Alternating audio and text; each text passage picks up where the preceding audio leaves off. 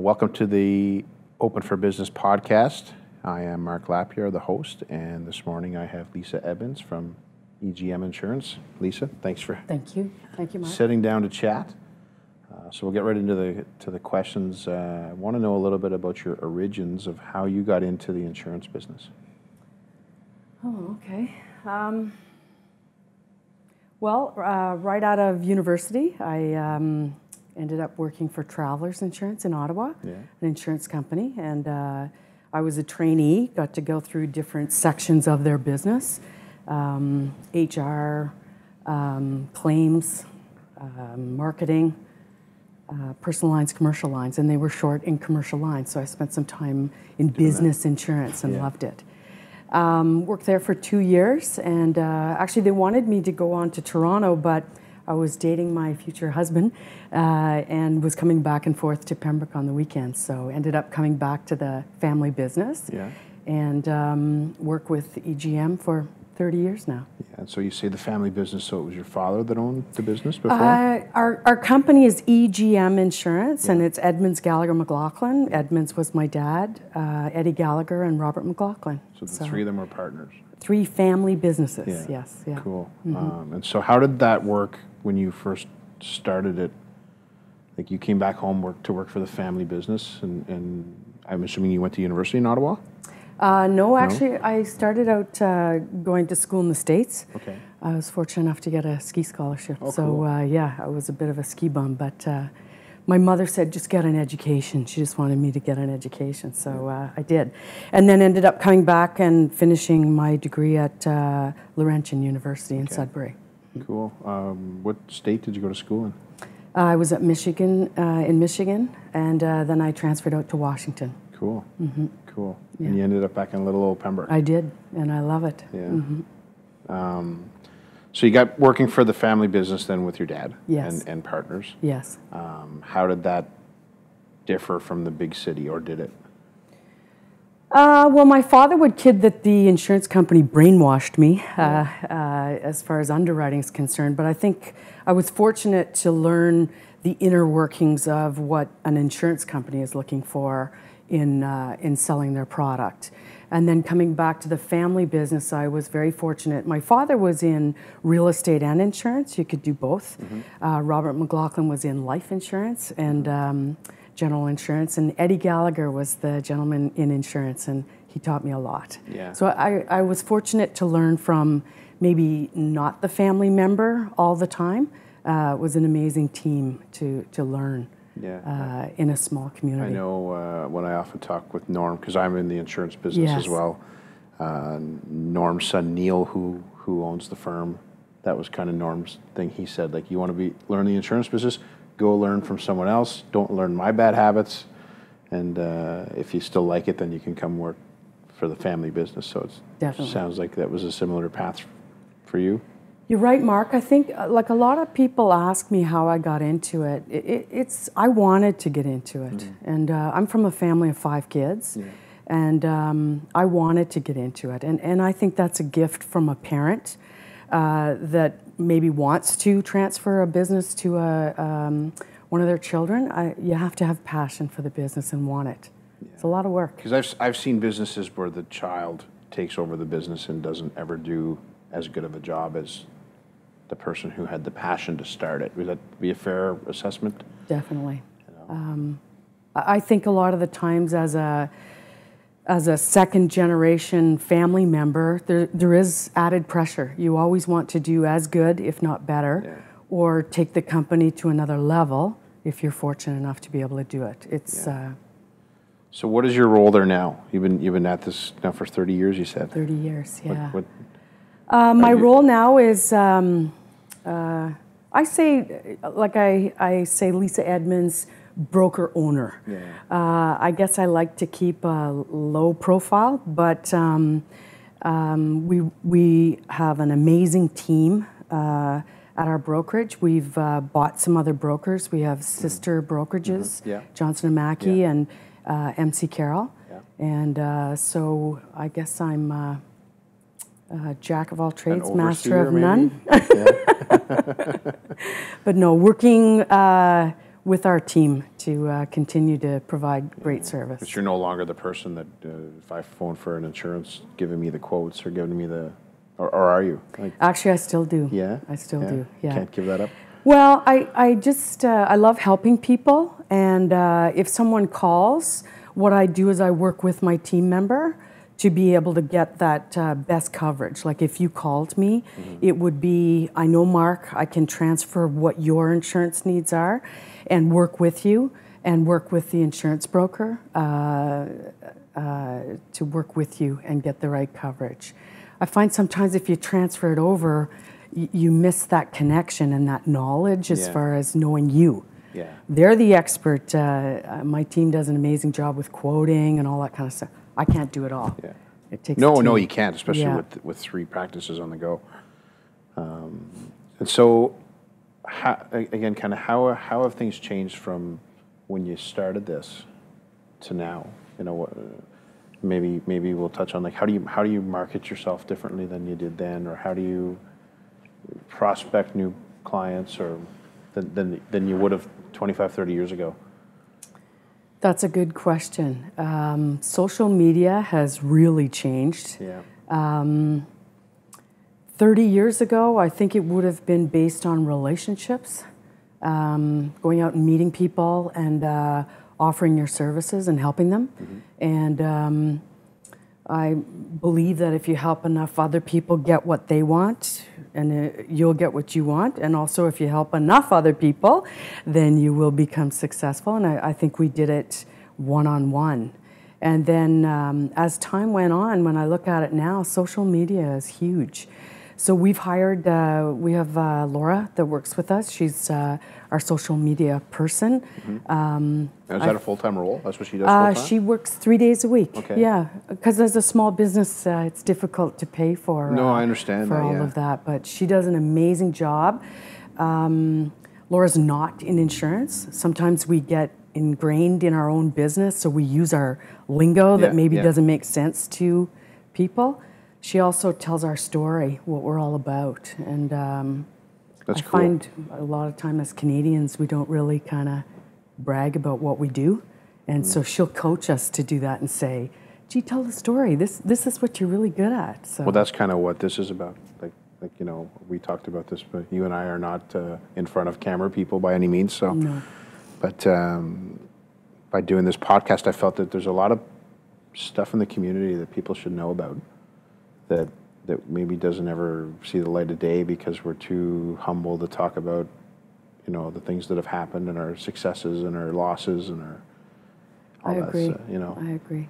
And I think Ryan made a point that I think, thanks Ryan, a lot of the times maybe there's so many opportunities with the experienced people and the newer people that if we could marry those together and ask some pointed questions, I think successful people are always willing to help others. I think so too. And we could learn so much from. Well, vice versa. You said about this Laura girl. Like, obviously, you're probably learning a little bit about social media from her. Every day. You know. You also have a young daughter that's probably teaching you a few things about that kind of stuff too. So as much as I have a little boy that's teaching me things from a 4-year-old's perspective, right? You know. So it's just really interesting to see things from somebody else's point of view, and that's what this is about. So getting into, you know, back into the marketing and the advertising. So are you noticing more of an influx of social media clients, or are the traditional newspaper, radio, you know, that kind of stuff still front and center? No, it's changing. Yeah. Changing, huge. And we've embraced it and are excited about it. We see the rewards from it. I would encourage anyone that's afraid of it, go find somebody that you trust and help them to coach you to take it to the next level.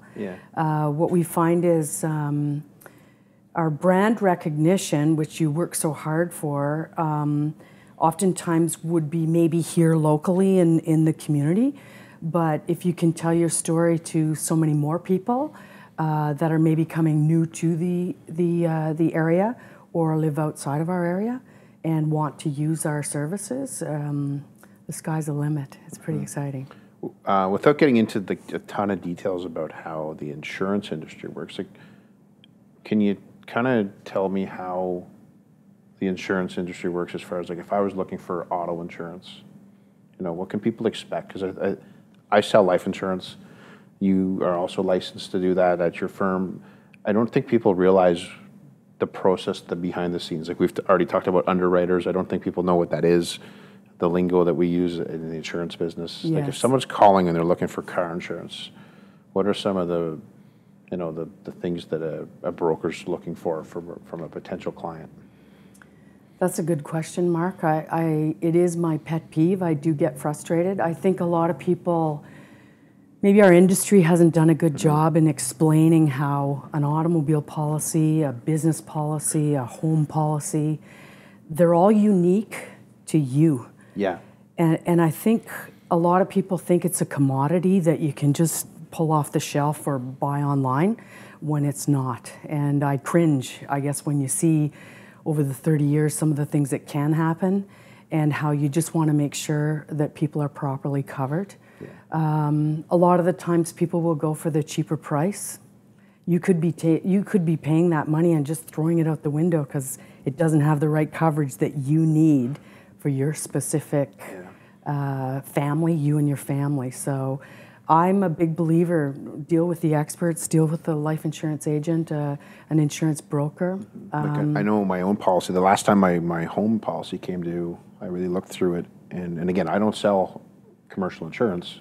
So just as a consumer, my deductible was, I want to say, $1,000. And I said, well, realistically, like, what's $1,000 now? So I was willing to put my deductible up to $5,000, I believe. Yes. Yeah. Because really, like, if I'm going to make a claim, it's going to be because of something major happened, versus if it's $1,000, I'm probably just going to pay for it myself. Yes. Which saves on the price. No, you're right. On a month-to-month basis, and just not that it's a huge deal, but I think people should know that, like, And that's what we do. We talk to our clients. Yeah. We phone them on renewal.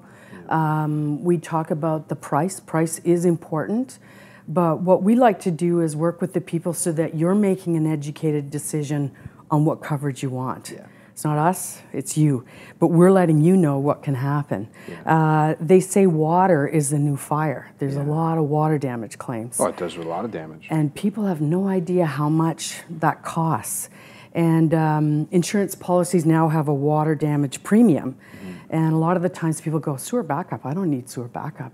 They think that their sewer has to back up. Yeah. I wish that we could take that name out of there, the wording, because it's, it could damage. Be, the backyard is full of water and now your basement's full of water. Yeah. That's not sewer backup, but that's water damage. And it can be $29,000. People's basements today, or their dens, they're expensive. Which, again, going back to maybe when you were starting this career 30 years ago, how many people had finished basements? Very rare. Not as many. Most people had the upstairs. The basement was for storage. If you got a flood in the basement, and I mean, I'm just going based on what I heard, because 30 years ago I wasn't very old. So, and it's even the price of homes. Yeah. And lots of times people think of the real estate values, but with an insurance broker, it's the replacement cost. Yeah. And with insurance policies for a home right now, like if somebody had a $350,000 home or a $500,000 home, you're getting double that if you have a total loss with additional living expenses. Everything. And it's a lot of money. It's expensive. I had a client whose house burned, and they were actually in the house when it happened. Luckily, they got out, but their house burned to the ground, and so they got a claim. They came with me with this large lump sum to invest for a period of a year or so, while they went and got a construction mortgage to rebuild. And it was a large lump sum of money that these people would have otherwise never had before. And their concern was, we don't want to have this money and waste it and spend it improperly while this year or so period goes on. And it was interesting to see how much that actually was from a claim payout. Exactly. You know. And I think, Mark, that's part of the rewarding part of the job, is that you're there when people need you. Yeah. And we have been at people's homes. I had one lady, it was around Christmas time, and my team kids, because I gave her the business credit card, and don't tell anybody that. But that woman didn't have anything. She didn't have her purse. It was Christmas time. Yeah. She didn't have a toothbrush, nothing. Yeah. And I think when I know when you see a person in that situation, you just have to get in there and fight, and that's where I think that local broker or somebody that's there pitching for you and walking through that whole process for you is invaluable. It's priceless. Yeah, and it's on the same end too with like with life insurance. Like, you deliver a death check. It's not the funnest thing to do, but at a funeral, when the funeral home's looking to pay, get paid, and this person's looking to get paid, and the debts are looking to get paid off, and the credit cards are looking to get paid off, and then someone comes along with a nice check to make that all go away. It's a pretty rewarding feeling. It is, yeah. So, and then from that, you try to learn to coach people on what they should be getting. Make sure that you've got you and your family properly covered, and you can sleep at night and have the peace of mind. Turning to a bit of networking. We were at a networking event, what, 6 months ago. You were there. I want to say Ryan was there too. Yeah. How important do you think that is in an age where it's real easy to just get on your phone and not leave your couch, to go out and do face-to-face stuff? Huge. You've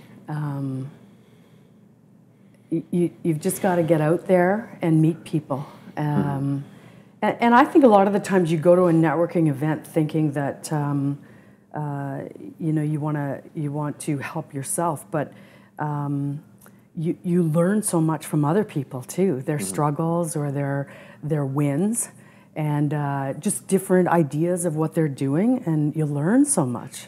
Yeah. Both ways, two-way learning. Because that event that you were at, and you were, I guess, asked there to be kind of a mentor or a speaker, or that is what somewhat sparked this podcast, that event, because we got chatting about working together. So,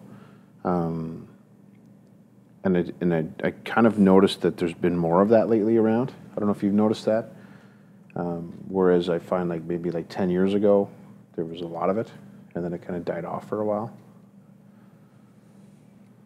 Yeah, I don't know. I don't. There's, but Pembroke and Renfrew County is dynamic. There's lots happening in this community, and there's a youthful aspect to it, and I'm excited about that. I think there's, you guys doing this kind of stuff, the entrepreneurial spirits, the with Algonquin College, and doing your networking events is huge. And I would encourage you to maybe get some of the old dolls or the older. You can't use that word. The experienced, is that what you use? But are we politically correct on this podcast? I don't. Yeah, think I don't so. know. That's what. But I know what you mean. Yeah, you some people that have a few more years around the board, I guess you'd say. Yeah. A few more war wounds, maybe. That some experiences that. As you age, maybe you're not as afraid to share them, so that people can learn. So let's speak to that then. What's something that in your career has really been a down that has made things better longer? Like something that's happened that was really shitty at the time, and now that it's happened, it's kind of gone. You've without getting into too much specifics of it. Well, I guess the first one that comes to mind is that when I started out in the business, I ended up being my father's partner, and my father passed away swimming in a triathlon at 65, totally unexpected, and so it was in Barry's Bay.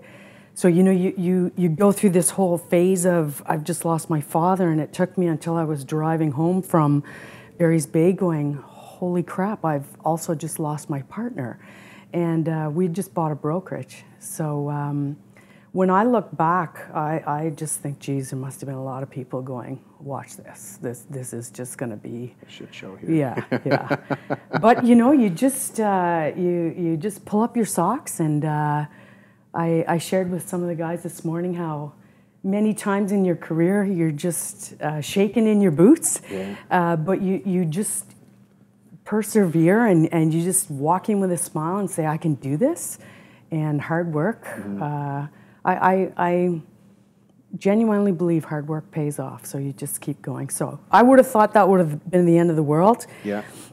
And it was, but then you step up. And I mean, without, you know, opening up the war wound of losing a parent, but losing a business partner, what did you learn from that experience? At the time, I'm assuming you were incorporated at the time? Yes, yeah. Was it just the two of you as partners?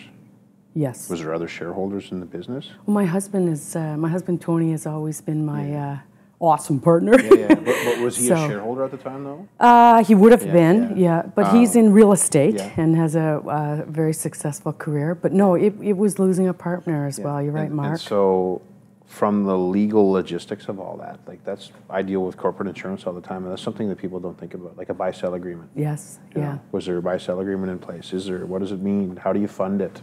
Yeah. You know?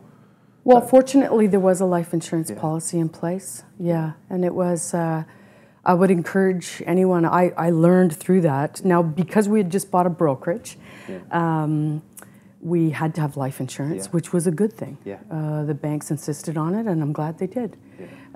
Something that you think everybody's going to live forever, and my father swam every day. I didn't expect anything to happen, but life insurance, and he wasn't definitely. Very old. 65, he was, and swam every day. They phoned my mom, and my mom thought one of the kids had fallen off the bike and hurt themselves. She doesn't even think about my dad. But no, good point, Mark. I think life insurance, and you should sit down with financial planners and plan that out, because you never know what's going to happen. I know I often talk to Laurie Saran, who we both know. Laurie's father died after starting a brokerage and was driving to see a client and had a heart attack on the highway. At, I want to say, like 48 years old. He wasn't very old anyhow. And business owner, lots of debt, lots of irons in the fire, we'll call it. And like you don't think of that stuff. And when you're an employee, you tend to have that stuff thought of for you to an extent. If you're part of a group benefit plan, or if you work for the government, there's some life insurance in place. And I think you agree. People just say, "Oh yeah, I'm covered. I'm looked after." True. You know. When you're self-employed, it's on the onus is on you. You know. No, that's a good point. And I was fortunate that we had it in place. Which probably at the time you probably thought it was stupid. Why am I paying for this life insurance? How old were you? You would have been not very old then. No. I don't need this stupid stuff. This is a waste of money. You know. And it's expensive for dads, right? You know? They're of course older. It is. Especially when the one business partner is 30 years older than the younger one. And the price is 2 or 3 times. And your corporation's paying for it.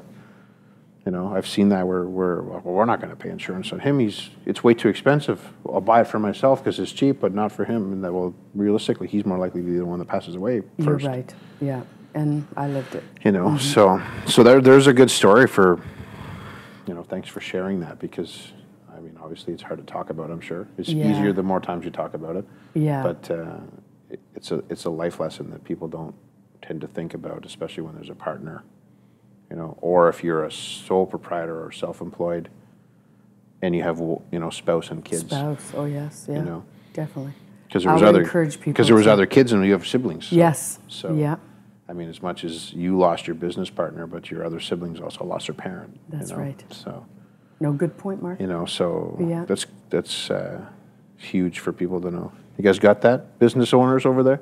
Oh yeah. Hey, business partners. Got a lot of insurance on Sean. He's the older guy.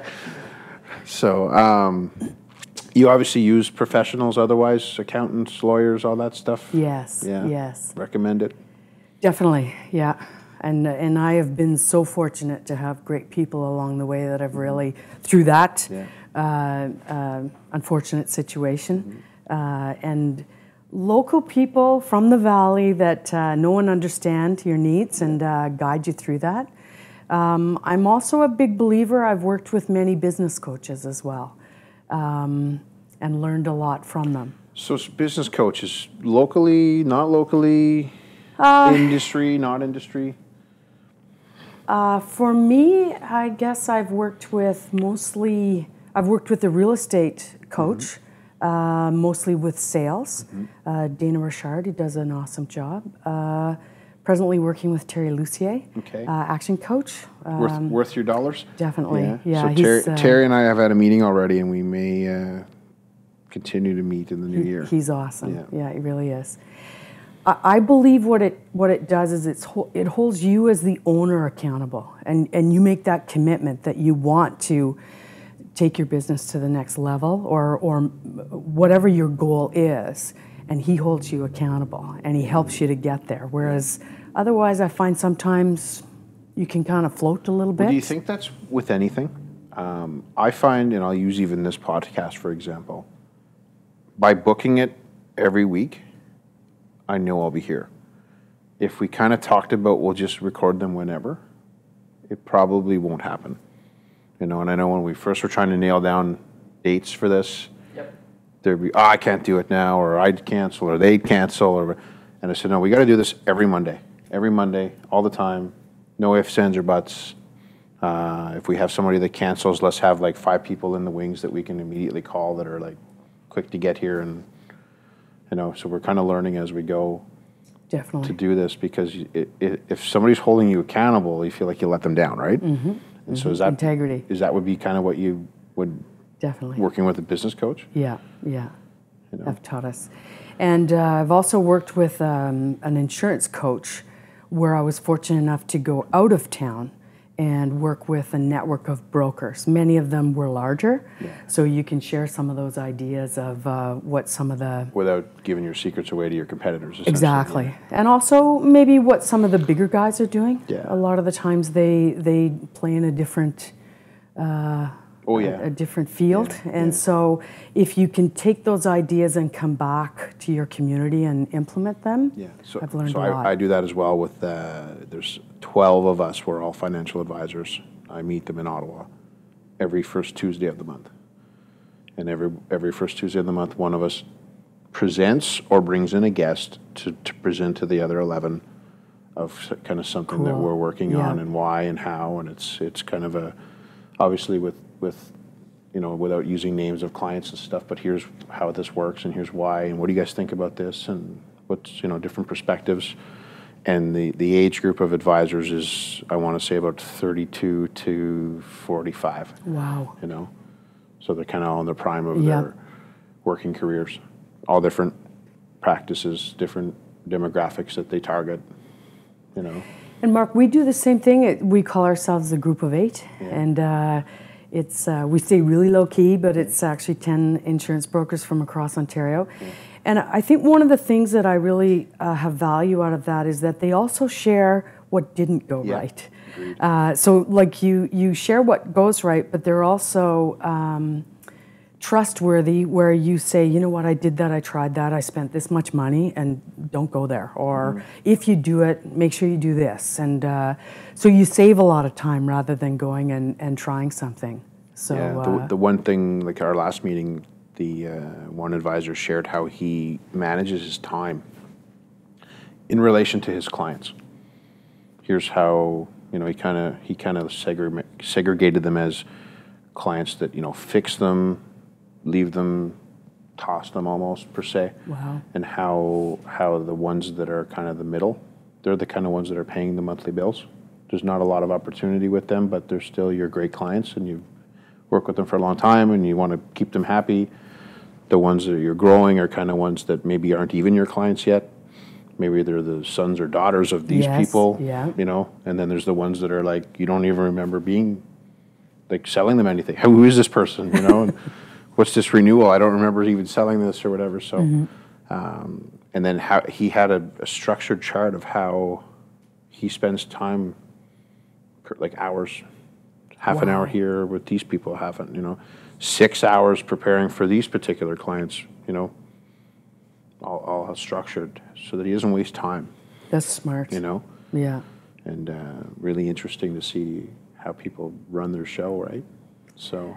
And then I think you have to tailor it to bring it back to the valley. Yeah. You know, yeah. we have amazing people in the Ottawa Valley, and if we can take care of them, it's the valley's been very good to us. Yeah. So speaking of that, how excited are you to see? Because you always referred to yourself as the old guard. Yeah. To see all this young entrepreneurship going on.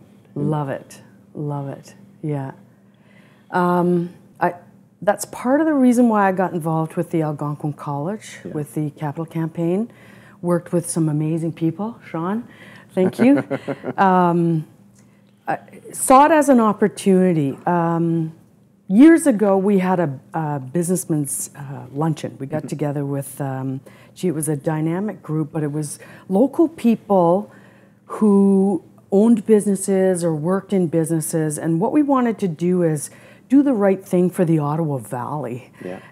And what we wanted to do is we all had families. We loved living here and working in the community. But we find that, you know, you want your kids or your family to do well, go away, get some education, but come back. And so when you come back, we had to create the jobs and the opportunities.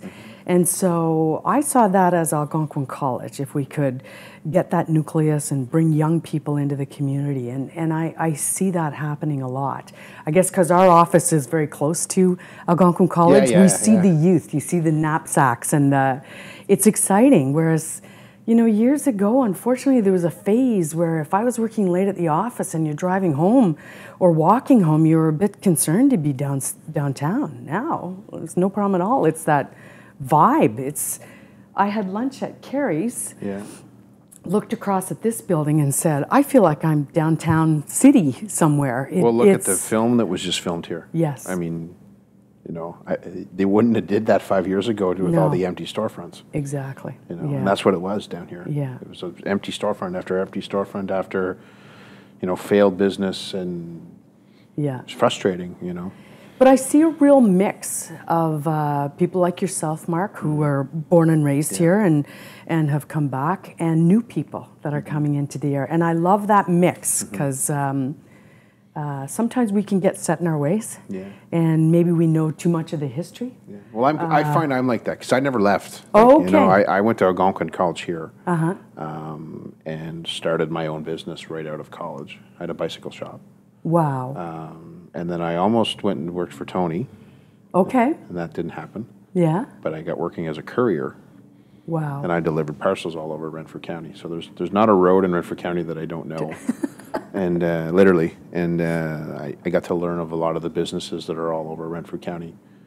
And then I got into the financial industry in 2009, right after the recession that we last had. So I never really got to leave. So I often find that I'm kind of like that. You almost get set in your old ways, even though I'm young or younger. But that's good. Yeah. You know, my husband always says you can get anywhere in the world from little old Pembroke or Renfrew County. I live in Westmeath now, and I can be at the airport in Ottawa in an hour. You know. And you know, in 20 minutes you can be on the Ottawa River. You know, heading up somewhere. Or, well, I live on it, so I'm even luckier. We're very fortunate. Yeah, no, it's a great spot to live and to have family. I mean, you raised your daughter here. Yeah. You know, think she'll come back? I hope so. Is she still out east? Yes. Yeah. She's a certified. Well, she's a CPA, chartered accountant. Yeah. She works in forensic accounting, which I didn't even know existed. Yeah. And she's working for Grant Thornton right now, which is in downtown Halifax, doing really well. And I guess what I like to see is we tried to raise her. I guess we worried, you know, you worry about, you want somebody contributing to society and having a job, and as long as they're happy. But we also like to see hard work pays off.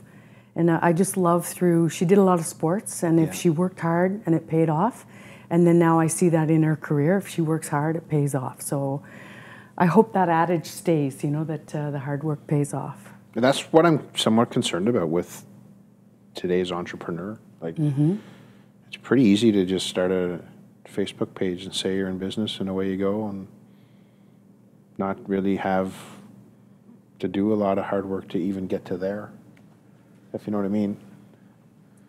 You know, I find it's, I don't know, it's easier to just say you're in business than whereas before you kind of had to go through and get some background information first and work at the lower paying job in the business till you kind of, you know, like as you mentioned, you went and worked for another, you know, firm first to kind of get your feet wet before you came and actually joined the one you're at now, you know. Whereas maybe it's just easy for somebody to be handed a business because it's just thought of that's what we should do, you know. And I'm not using anybody in particular, but I do see it though. But is that sustainable? I don't think it is. I don't think so. I believe that the successful entrepreneur has put the long hours and the blood, sweat, and tears into it. They and their family. I think there's a whole family commitment. I wouldn't be where I am without my husband and our daughter 100%. And the commitments. 100%. Sustainability. It's the key factor, right? Is as a business, you have to think about all those other bits that help you stay sustainable. Yeah. Right? Like a lot of people don't understand. Well, I see people. So I've been doing this, what I'm doing now, for almost 10 years, and some of what I do, I like dealing with business owners. It's my background. It's the type of people that I try to sell insurance to. It's generally who I look for as clients, and I've sold a lot of insurance to a lot of business owners that aren't in business anymore. Put it that way. Especially a lot of young people, you know, and I've also tried to sell a lot of insurance to a lot of business owners that tell me they can't afford it. And my kind of answer to them is, well, if you can't afford this $60 a month for insurance that we just discussed that you should have, then maybe you shouldn't be in business for yourself. Maybe you should go get a job where someone else is looking after, making sure that you're looked after. Maybe being an entrepreneur isn't for you. And I just find with this social media and the day and age of everybody can do whatever they want and the Me Too and the whole thing, you know, there's going to be a lot of disappointed people when their business doesn't work out because they haven't worked hard at it, you know. And I want to help people get away from that if I can by doing stuff like this. You know, does that make sense to you? It's an interesting concept, yeah. You know. No, that's different, I guess. They say now it doesn't take maybe as much upfront money. You don't necessarily have to buy the bricks and mortar to be able to start a business. Whereas in our day, you know, you did have to have some sort of a, you know, you were selling widgets or you were doing something. So that's changing. And I'll even use your industry. What does it cost to manage, and I don't need a number, but like to own 3 buildings and to have 3 sets of employees and versus the guy that's selling insurance online that just needs a computer and a brokerage that's willing to let him be a salesperson and a cell phone. Yeah. No overhead cost. Yeah. And so if there's no overhead cost, why are you working? What's keeping you going, you know? Yeah. I remember talking to one older gentleman who was a really successful business, and I said, how did you get to be where you are? And he said, well, I just kept creating more debt that I'd have to go pay off. I'd have to work, you know, and good debt, but like, he's like, I just get comfortable, so I'd go buy another business. Or I just get comfortable, so then I'd go buy another piece of equipment that I'd have to make payments on, and the only way I make payments on is if I work. Well, I am that person because our brokerage is really an amalgamation of many family businesses through the years that we've brought in together, and we've been in debt. I've been in debt since I owned the business, and it's a wonderful motivator. Gets you up and at 'em every day. Keeps you sharp and creative because you're that passion. You're always looking for new and better ways to serve your clients and proved that value add. Like we've got to be different. And I think today's entrepreneur doesn't realize like being in debt. Being in debt is almost something that we don't talk about. You should be ashamed of yourself to be in debt. and portray yourself as a business owner to be and have debt. You mustn't be right? successful, Yeah. you know. And I think it's the other way around. Like, obviously, the idea is to not be in debt and to be so successful that you can self-fund. But I mean, it's part of being in business, essentially, especially if you're a startup, you know. And that is a challenge. As I would refer back to people who, maybe that next generation that want to get into a family business. It's always a challenge because you need to have a paycheck, but yet you have to pay the debt, and so it's a challenge. And I think a lot of the times people don't realize. They think, and maybe that is the case. As you said, I've got 5 kids in our family and had to pay for the business. Yeah. And I think that's a good thing. Don't give something to someone, because that's a big mistake as well. They don't respect it as much. They haven't earned it. But a lot of the times it's just it's a balance, and that's why it's that commitment and that passion. If you have that passion, you'll find a way. Yeah. You'll find a way. And that's pretty interesting, because by doing this, and you guys have also as well. And I mean, you've been selling insurance to business owners for 30 years. Yeah. How many of them aren't in business anymore, and why? You know, and how many are, and why? How many have been 30-year-long clients? I've never thought of it that way, Mark. You know? Interesting that. But the ones that have, you see the hard work, and you see, and I find that so many people don't see that hard work. And when they get successful, become successful, they think that it just happened, and they have no idea what. Like when our daughter was born. Thank goodness for my husband. I would leave probably 4 o'clock in the morning, go to the office, work till 8, come back home, get her ready for, babysitter or whatever, and then go back to work for 9 o'clock, put your day in, and then come back. And he's in real estate and had to feed dinner, get meat and potatoes ready, and then he had to be out to sell the house. And it's just what you do. But when you do, and when you have that passion, it doesn't feel like work. Like you want to be there. You want to be there helping. So my advice to somebody that wants to be an entrepreneur or start their own business, make sure you're in something that you love to do, because you spend a lot of time doing it. You spend all your time doing it. So do something that you love doing. And as you just alluded to, it can very much become almost something you're married to over your spouse, over your family, like in at times. You know? And that's important too, I really believe. My husband, Tony, has been awesome at that balance, family, health, work, career, religion, faith. They're all it's all intertwined. And if somebody's really successful in one and not in the other, are they really successful? It's to find that balance, I think, Mark. Yeah. Which is tough sometimes in different stages. It's a huge juggling act, I would call it. But so rewarding. If it is very rewarding. Love it. And especially in the Valley. I mean, you guys, I know you're a transplant from Ottawa, but this guy's born and raised. Yeah. And I mean, so am I, so are you. Mm-hmm. It's a pretty great place to live. It is. I see more people being attracted here because they're realizing it's a great place to live. There's business owners that I'm seeing that move here because of the low cost of operating, the proximity to Ottawa, the proximity to Toronto, Kingston, the States. We're only 4 hours from the New York border. Yeah. It's interesting too. They asked me to help out, or I'm involved in PDAC, Pembroke Economic Development, and it was Andrew Plummer who said, we have a safe community. Yeah. You can walk around, your kids can walk to school. Like there's so much safe in this area, and with the Ottawa River, I think and hydro is so cheap. There's opportunities where new businesses can come here. But sometimes I want it to grow, but sometimes it's one of the best kept secrets that we want it to. It's funny you say that, and it's funny you mentioned Andrew Plummer. I found, and this is no disrespect to any of the former people on city council, but I found years ago they didn't want much economic growth. Is that right, eh?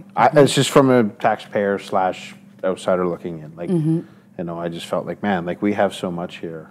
I worked for the city of Pembroke for a number of years when I was finished college. I worked for the city of Pembroke for the recreation department, running the skateboard park. Wow. And had my own little bike shop that complemented the skateboard park. A little entrepreneur. Yeah, well, I was. I mean, that's what I went to school for. And I remember sitting in recreation meetings. I'm like, man, why are we not doing this? And there's no budget for that. Or there's no people won't come to that. And I said, well, definitely not going to come if we don't do it. You know, and I find out, like, and I'll just give, like, ironically enough, this is how funny this is. I was working for the city of Pembroke, building skateboard ramps and bike ramps, and they told me there was no budget for that. Wow. And now we have a cement skateboard park, and there's a course at Algonquin College that teaches people how to do that as a career. Mm-hmm. And that was only 16, 18 years ago. Mm-hmm. We've come a long way. You know, and when I was 18, they were like, "Oh, that's stupid. You'll never make any money at that. Why would you want something like that?" And now, Algonquin College's biggest enrollment is the outdoor adventure program, mm-hmm. which ties into this area, and that's a program there now. And there's, you know, so what's that tell you? Yeah. You know. No, I believe that the municipalities, City of Pembroke, Petawawa, Laurentian Valley, they're all dynamic. I really feel that there's an energy in the Renfrew County, and we've got all kinds of opportunity. We have so much to offer. Mm-hmm. We just, maybe with social media, we need to get that out there and tell people. Well, that's the game plan. Mm-hmm. So. Mm-hmm. Getting back into your business or people that are in business, if you had some advice for somebody getting into business from the start, somebody that's new or somebody that's maybe leaving employment to start their own, what would you suggest to them? What would be some of the advice you'd give to somebody that would be a new entrepreneur or a new mm-hmm. self-employed? Go for it. If you have a passion for something, go for it and work hard. Ask for help. Mm-hmm. Don't be afraid to ask for help. Surround yourself with really smart people. Our biggest asset is our people. I have an amazing team. I've surrounded myself with really smart people, a lot smarter than I am, and they care. They all care about their clients, and just get out there and do it. Yeah, don't be afraid. But I think you have to be that type of person. Yeah. To go for it. That's the.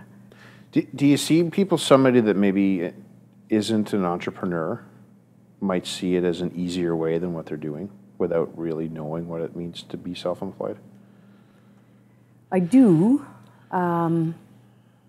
I guess I think the other way. I just wish more people would take the risk. Yeah. Like I get a lot of "it must be nice" comments, and I'm sure you've had that in your career, and I'm sure you guys hear that sometimes too. Must be nice to do this. It must be nice to do that, without realizing the hard work that you've done to be able to afford the must be nice, or to the, you know, the time away or the vacation or the nice whatever it is you have, like, you know.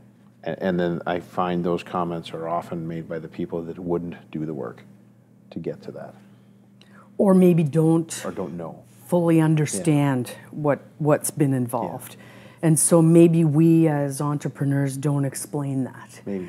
Because I think a lot of the times that's just expected. Like you don't even think. And I remember my father the one time said, "Lisa, sometimes you have to tell people what you are doing, because if they don't know that you've been there since early in the morning, they don't know what you've done. You know, they don't know what it takes." But I think as Canadians, we're so low key that we don't want to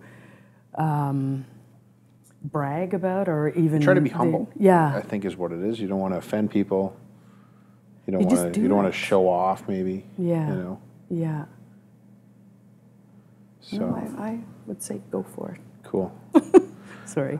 Where can people find you guys? You're on social media. You have. Yes. You have a website. Mm-hmm. Do you know the website offhand? www.egminsurance.com. Because we joked. Past. About, yeah. we joked about. Do you have social media? Well, I think so. Surround myself with really smart people. So you're on social media, on Instagram, right? Facebook, you have a Facebook page, I'm assuming, Yes. but we can go to your website and track you down from there. Yes, If people are looking for insurance quotes, they can check out any one of the brokerages in town. You know, Mark, I just bought a book. Pick up the damn phone. Yeah. I'm the old way, but... You have an app? You have an insurance app? Yes, we do. Yes, we've got an didn't know insurance that. app. Yeah. Could you tell me a little bit about that? Well, what we did was in the Ontario government is trying to move towards being able to, most people carry a phone. Yeah. And I don't know about you everyone guys. Has a phone. Homeless people have cell phones. Oh, do they really? Oh, yeah. Okay. Like everyone has a phone. I don't want to assume. My father-in-law is 85, and he knows everything more on the iPhone than I do. So you can't categorize ages. He's amazing. Funny story about him, real quick. Mm-hmm. When my grandparents were born, they bought a washer and dryer. Wow, from Gilbert Donnelly. From Gilbert Donnelly. When my parents, when they were married. When my parents were married, they bought a washer and dryer from Gilbert Donnelly. When Martha and I were married, we bought a washer and dryer from Gilbert Donnelly. 3 generations. 3 generations. Yeah, no, he's an amazing man. Yeah. Amazing man. But I always use Gilbert as an example of where he uses social media. He's got his phone, and but what he does is like he'll phone the house, and if we don't get to it on time, then either Tony's cell phone or my cell phone starts ringing because he's got to get in touch with people.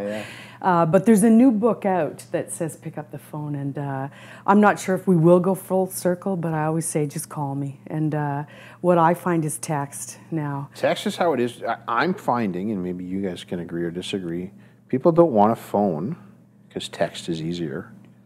And text, you can get back to me when it suits you. Versus if I phone you right now, I'm disrupting whatever it is you're doing. That's a human nature thing. Yeah. You know, so I've noticed, because I do a lot of cold calling, we'll call it, I've kind of watched how people respond. You know, phone you, no answer. Leave voicemail, don't get back. Maybe if I text you, you'll get back, but not right away. Social media, you'll almost get back right away. Like on Facebook and stuff like that. And again, it's different for every person, but it's interesting to see how people respond. You know, some people it's email, some people it's, some people it's like they have to see you in person. Yes, yeah. You know. Well, and being an insurance broker, we have to be able to provide all of that for our client, depending on how they want to communicate. And so that's part of bringing back to the app. We wanted to make sure that people could get in touch with us and that we could get back to them as soon as possible. Because, people work shift work these days. They think of maybe the question. If they could at least go on that app, send that email, text, voice message, then at least it's off their mind and we can take care of it and get back to them. So can people buy insurance through the app though, or is it more of a touch base? They can go on and get a quote. And then, or they can ask questions, and that is something that we've come a long way. You can go on and get a quote. There's a quick quote or a detailed quote, and we have to be able to have a team that can get back to them, because the expectation is if somebody sent that, they want the quote right away. Yeah. So we've got people that work after hours. Yeah, one of my clients, they're in the scrap metal business, and they've actually had to set up a call center because of the influx of calls they get, right? Yeah. And it's just interesting. Like they said, like we never thought we have these people on 12 hours a day. But the call center has to be open all the time. We never thought about that, So there's a cell phone that, obviously there's less calls like from 9 p.m. to 9 a.m. Yes. But there is somebody that will answer a phone if it rings, even in the middle of 3 in the morning. Well, what we have, Market and gentlemen, one of the things is that lots of times claims don't happen between 9 and 5. Yeah. House fires, that kind of stuff. You need to be able to find somebody. So we've got a network of, if you phone the office, it goes out, would you like to speak to a live broker? Yeah. And we've got people 24/7. That's what we feel is our value add. Yeah. And we know who to get in touch with, a restoration person, or if you've been involved in a car accident and need a replacement vehicle, just or whatever. Somebody there for you. Yeah. And the one time we had a client that had that house fire, and they had 2 dogs. They couldn't get into a motel. Yeah. Well, we phoned around to all the different motels, and we were fortunate enough one motel took the people in with the dogs. If we could guarantee that the damage was going to be covered, so. Yeah. Which you could, because you're the broker. Exactly. Yeah. You know, So that's good to know. So you've essentially become the go-to for some people for whatever it is they need, regardless if it's an insurance question or not. Yeah, we've had lots of clients that have been insured with someone else and not been able to get that information, and we give it to them. Like you just mentioned with the dogs, like you know, or hey, listen, our house burnt down and we don't know where's a good restaurant to eat because we don't have a kitchen anymore. Yeah. Well, here's you know, whatever. Connie McCosham's on our team, and she's been in the business for as long as I have. She's a great broker, and recently a family had a fire loss. She walked them through that whole thing, to the point where she was networking with all kinds of people, that maybe somebody had a cottage or a place that family goes south, that they could stay in a home because they didn't want to be staying in a motel. So what you're saying here is to be the go-to person. Yeah. And my team's amazing too. Yeah. They all live and work in the community, so they know, they understand the needs. Yeah. I'm very fortunate. We've got some great people. Cool. Second last question I'm going to ask you. We talked about a mentor / somebody you'd like to see here on the show. Who's somebody that? You know, Mark, one of the things that comes to mind is maybe a second generation person coming into a family business. Yeah. Like yourself. I went through it, and I would love to share with those people. There are challenges and different challenges, and I would love to help them if I could any way that I can. But I'd be interested to see what they're saying, and I see lots of that happening. Love to see. I can think of a dozen or half a dozen right on the street here that's happening now. You know, I see Martin Ulrich. I think he's doing a fabulous job. I see him meeting with people for weddings, and you know, he's the same age and stuff. He's doing a great job. I think of Purvis Gallery too.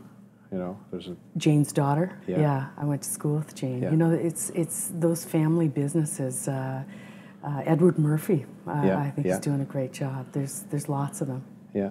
Yeah. Cool. So the last question I always ask people is, what does it mean to be an entrepreneur to you? Wow. I guess just I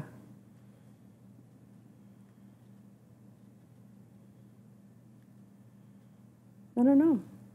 Just being able to help people, and having the freedom to grow your business the way you want to, and help more people. And I guess having the luxury of working with a lot of smart people to see them succeed as well. I love watching a lot of our people on our team have a career in insurance, working moms. You know? Yeah, exactly. Being able to have a full career and kind of bunch it into a 9 to 5, which is pretty special. Which is sometimes hard to do. Yeah. One of the mentors I'd like to see on this couch someday that you'll have some pull with is Tony. Oh. so you can go home and let him fill him in on the. Well, I wouldn't be where I am without my husband, so I would definitely be. I don't think I would either. Tony's been a mentor of mine for a long time, so. He would be great. He's got amazing ideas. Yeah, that would be fun. And thank you, Mark, for this opportunity. I don't like to be. Well, we can thank these guys too, because they're kind of the background crew. But yeah, thank you very much. Thank you, Ryan. You guys are doing a great thing by getting us out here. You make us feel a little more comfortable. It's not my natural talent to be in front of a camera, but if we can get out there and help more people, it'll make our community even stronger. So thank you. Awesome. Well, thanks, Lisa. Thanks, guys.